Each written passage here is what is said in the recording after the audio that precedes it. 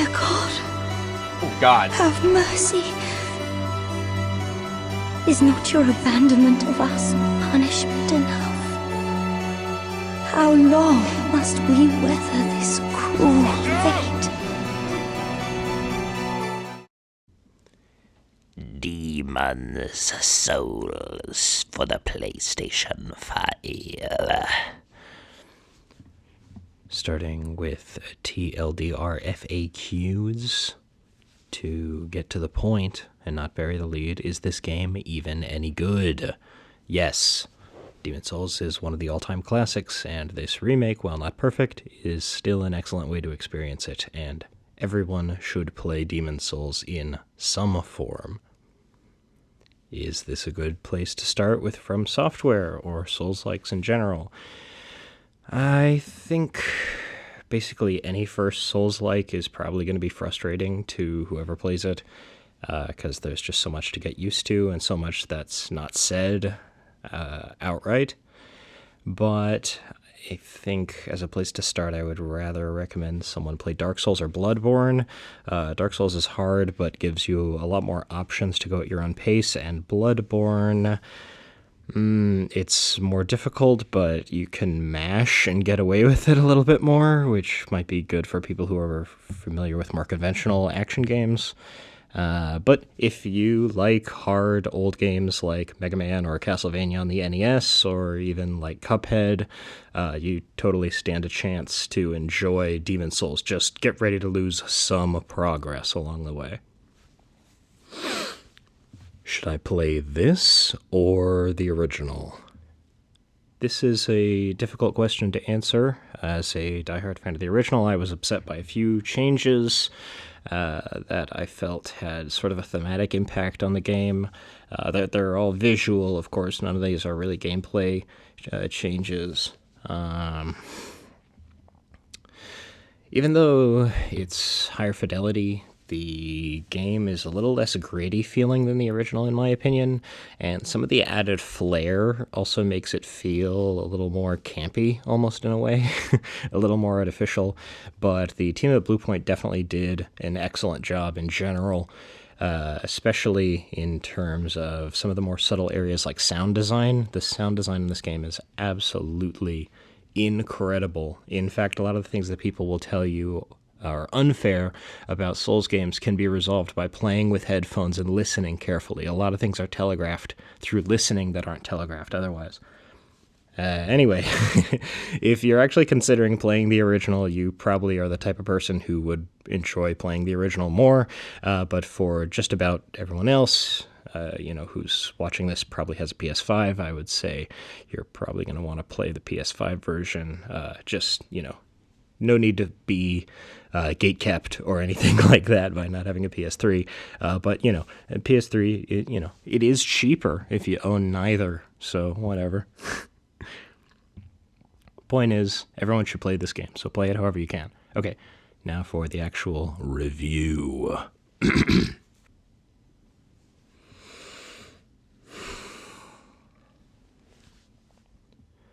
I feel almost constantly sad about the state of the world, of mankind, and all living things on this earth.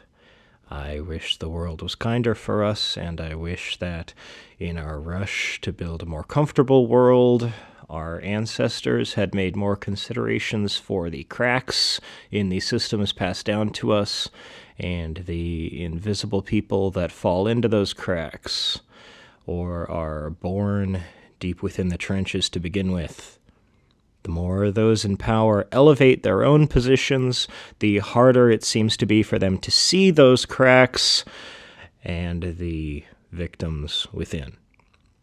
If that sentiment resonates with you on any level, you stand to get a lot out of this game. Demon's Souls is, at its core, a series of horrific old paintings about the brutality of life, turned interactive through the use of NES-era extreme punishing difficulty. In the context of when and where it was released, Demon's Souls strikes me as an attempt to balance out expectations Sony had set for the PS3 with Uncharted.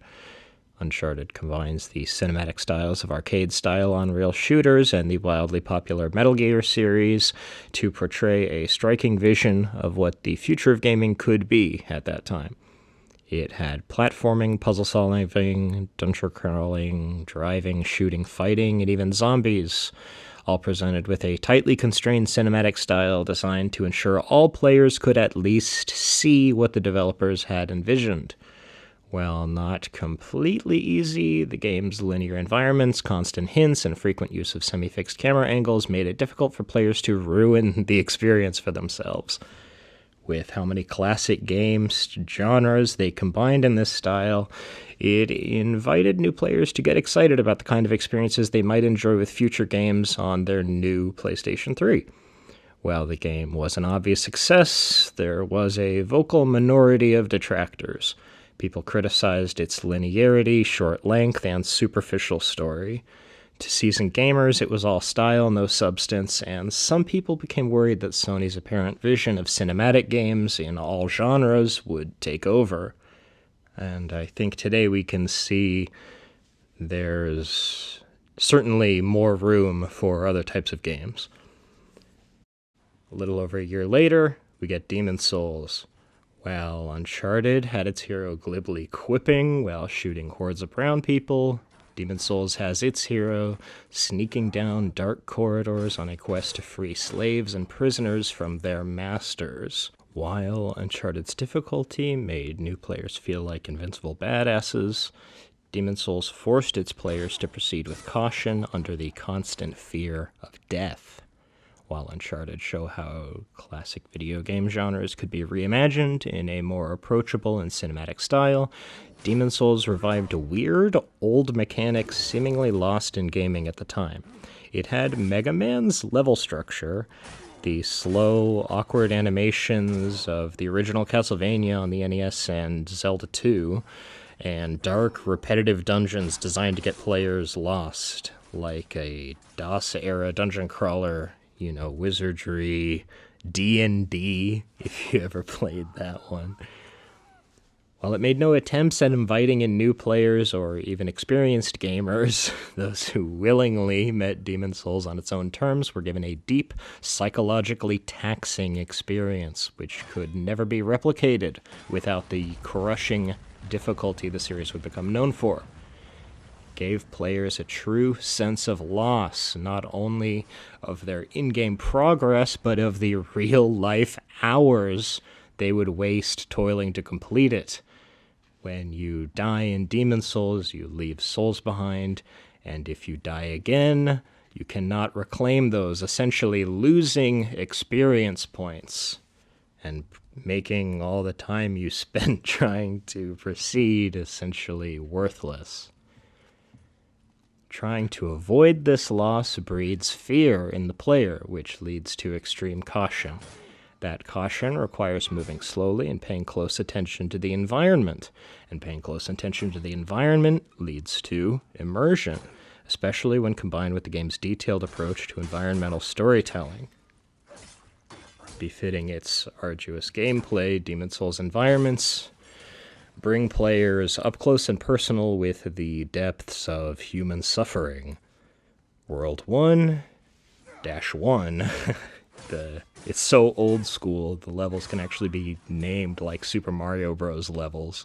1-1 introduces the game's combat against ordinary soldiers, using the game's typical brutality to highlight how horrible being a soldier in medieval times would have been. The combat is new to the player, so the player is in the best state to get the most out of just the pure we're fighting experience as a totally fantastical experience, unless you start with a magic character. In any case, there are very sparse fantasy elements at the start, used to highlight grounded themes of, just the sort of sheer brutality of fighting with swords and axes and things.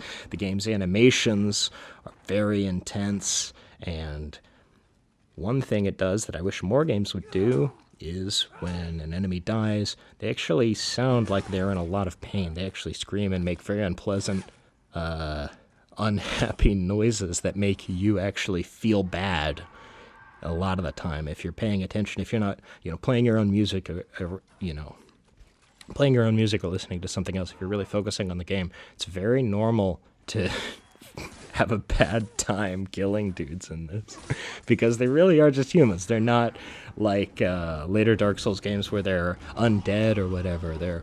They're soldiers, so you do sort of feel bad for them in a way. And then all of a sudden, after sneaking through so many areas, one of the kingdom's dragons just swoops down and incinerates like a whole bridge covered in dudes. And you just have to run away as fast as you can to not get incinerated. Then he comes back and breathes fire over the same bridge again just to make sure he got the job covered. And he'll keep doing that until he can't see you anymore. Then he can run across. It's so loud and intense and just shocking. The whole screen filled with fire all of a sudden. I mean, it's basically designed to kill unsuspecting players out of nowhere and make them feel like it's very unfair, which is a totally normal way to feel, but it's a powerful moment because it shows just how expendable these people are to their own kingdom and just how brutal the world of Demon Souls that you've just entered is. It puts you in that constantly cautious, constantly fearful state of mind while you're playing the game. And because that moment is just so in contrast with the quiet, slow-paced gameplay up to that point, it really just hits that much harder. And the game is just full of moments like that used to convey all manner of evils.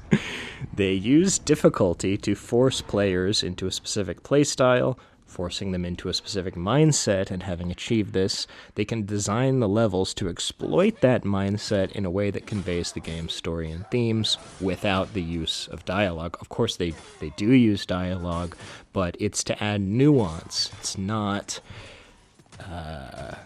reliant on it, I guess you could say. You can play Demon Souls without talking to anyone and still understand exactly what the developers wanted you to feel at every moment of the game. And the story is really one you tell with your own actions, and that's really capturing that old NES-style, early single-player game design philosophy. And that design philosophy is, in my opinion, the beating heart of all Souls-like games. And in my opinion, no game really captures it in a more deliberate way than the original Demon Souls. While later Souls-like games would focus on more enjoyable combat, more complex world building, more approachable gameplay, or more traditional storytelling methods, no other game in this format has surpassed Demon Souls in conveying its themes through the gameplay. With few superfluous additions, every aspect of the game feels meaningful and real to you while you're playing it.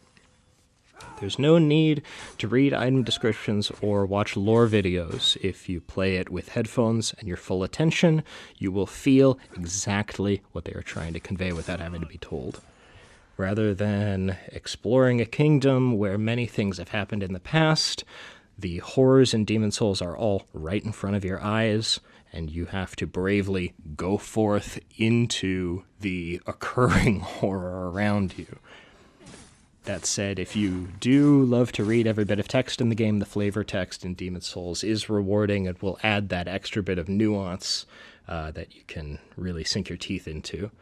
The game really meaningfully, in my opinion, touches on themes of morality, religion, and, like I said in the intro, those invisible people exploited by people in power, more than any of the games that it inspired, at least in my opinion.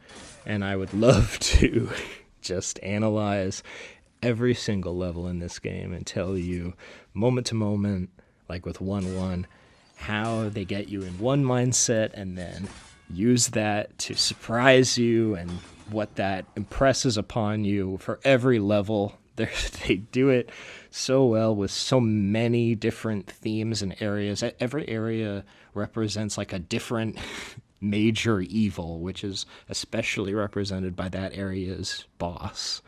And then all the enemies in that area are basically like that boss's minions that they are sucking souls up from. So it's a whole big hierarchical structure here, and you just really feel like you just really feel that sense that like the people you're fighting in the game are victims in a way by the demons, but they're also trying to kill other people to become the demons themselves and become more strong, and you're also doing the same thing. So it's just really deep. But anyway, I don't want to fully analyze every part of the game. I would rather people play the game themselves, give it their full attention. Like I said, you got to play this one with headphones to really get that full experience, and just have that experience of every level, and you'll feel it. I promise you'll feel it.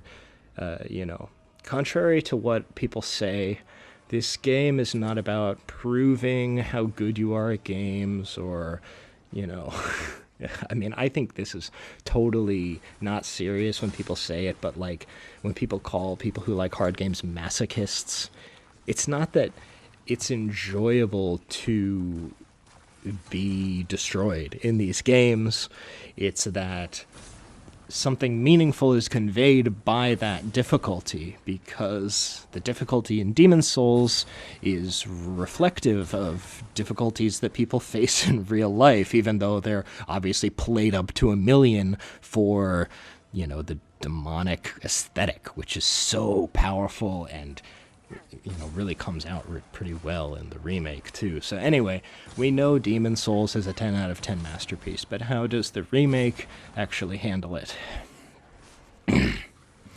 Well, I would say it's passing. Passing as in, if anyone said they were interested in the game, I wouldn't tell them they made a mistake by playing the PS5 version. Everyone should play this game. PS5 version is a fine way to play it, and thanks to the PS5 remake, a lot more people have gotten to experience the game, which I think is awesome. The graphics are totally beautiful, and that's great. But, a game like this also kind of benefits from looking ugly sometimes, so I don't really dislike the PS3 version in that way. And they toned down the fog and the bloom lighting in a lot of areas, which I thought really added this sort of heaven and hell aesthetic to the original. But the remake is still excellent. I mean, as long as you adjust your image qualities, you can actually make it look a lot like the original too. If you turn the saturation down and turn the brightness down or the contrast up until the dark, unlit indoor areas in the game are actually black, you basically have the experience like the original. I also like the classic filter. I feel like that was in there for people that like the original game. So yeah, if you do those things, you're getting just about the same experience. You don't have to go crazy with it, but I think not being able to see everything in the distance when you're in a dark area really adds to the horror of the game, and it really does feel like a horror game more than the other games in the series, in my opinion. But in any case, yeah, I think that's my recommendation. Turn down the saturation just a little bit, and turn either up the contrast or down the brightness, depending on like your TV's backlight and all that.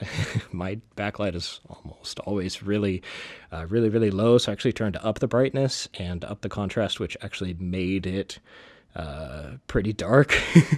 But however you can get it to where the dark indoor areas are actually, you can't see everything, because that really adds to the horror and adds to that creeping feeling where you're moving slowly so you stay within the lit area around you. Anyway, certain character designs were changed for the remake.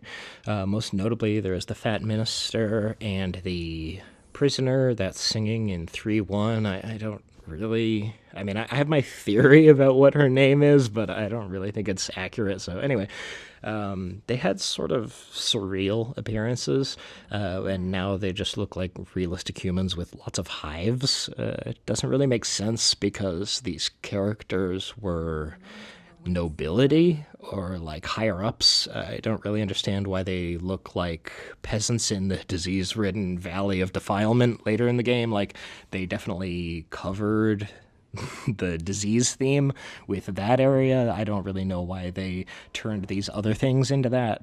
In the Fat Minister's case, you can completely miss that he's supposed to be a human bureaucrat that turned into a demon by consuming the souls of those beneath him. That's like actually part of his character if you read all the item descriptions of all his things. But yeah, I mean, you just totally wouldn't get that. Also, he was perpetually grinning in the old one because he's supposed to be, like, so happy about everything that's going on because it's working out for him, even though it's obviously so horrible. He just doesn't care about any of the people beneath him. In this one, he's, like, just constantly, like, upset, and it feels like he's just upset because he's obese or something. Like, this is not what the original game was trying to comment on with that character. Anyway, as for the prisoner, I always thought she was wearing a mask in the original, but it was kind of hard for me to tell. I always get the sense that she was being kept beautiful intentionally, like as opposed to the other prisoners, that her captors wanted to keep her beautiful.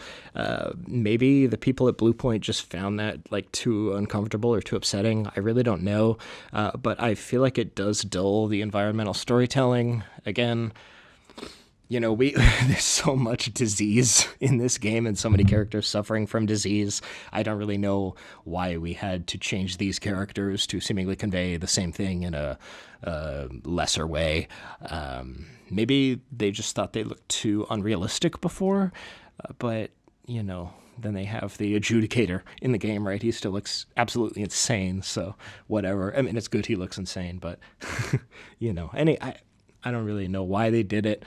But, you know, it's inevitable when a different team remakes a classic game. They're going to change a few things, you know. It's just inevitable, so I can't get too upset about it. I'm not going to act like it invalidates the whole thing. But I just think, you know, if you're going to play the PS5 version and not the PS3 version, you should just know what these differences are, just so you have an idea of the original, you know.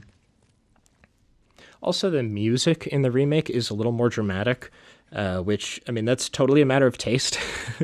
The original, you know, both games only really have music in the bosses, and the original's soundtrack is actually really interesting. It's not really enjoyable to listen to at all, and it's really simple, but it's sort of sad and upsetting and uncomfortable. Like, you'll be in a boss fight and the feeling you get from the music is not like epic and swelling. It's like, oh, I maybe shouldn't have gone through that fog door. I really wish I weren't here right now.